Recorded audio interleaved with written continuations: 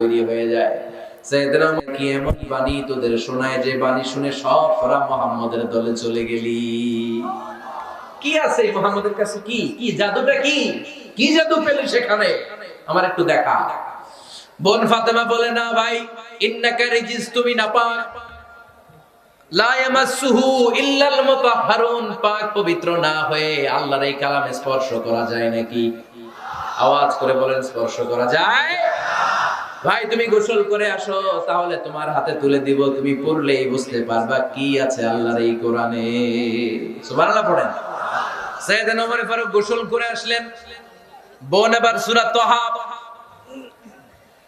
চামড়ার মধ্যে সূরাতু তাহার কিছু অংশ লিখে খাব্বাব রাদিয়াল্লাহু তাআলা আনহু লুকিয়েছিলেন ওনার হাত থেকে। সূরা তাহার অংশটা নিয়ে সাইয়েদনা ওমর ফারুকের বোন ওমর ফারুকের হাতে দিয়ে বলল, ভাই তুমি আসার আগে এই অংশটা সবাই মিলে তেলাওয়াত করছিলাম। ওমর ফারুকের হৃদয়টা তখন একেবারে নরম, কারণ আগে ধাক্কা খাইছে কয়টা? জোরে বলতে হবে। প্রথম ধাক্কাটা কিসের? হ্যাঁ, দোয়া। দ্বিতীয়টা হাক্কা, সূরার নাম হাক্কা দিয়ে দিয়েছেন আল্লাহ, হাক্কা। এবার দিবেন সূরা তাহার ধাক্কা। ওমর ফারুক হাতে নিলেন, খুব ভালো আরবি জানতেন, চমৎকার আরবির অর্থ বুঝতেন, কারণ আরবি ভাষাভাষী মানুষ। হাতে নিয়ে নজর দেওয়ার পরে ওনার চোখ দিয়ে ধার ধার করে পানি বের হয়ে গেল।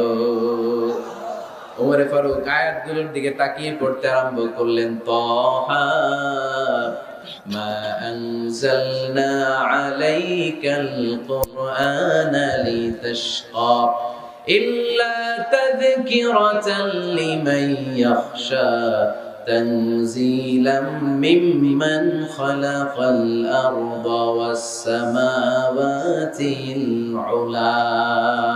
পড়েন সুবহানাল্লাহ।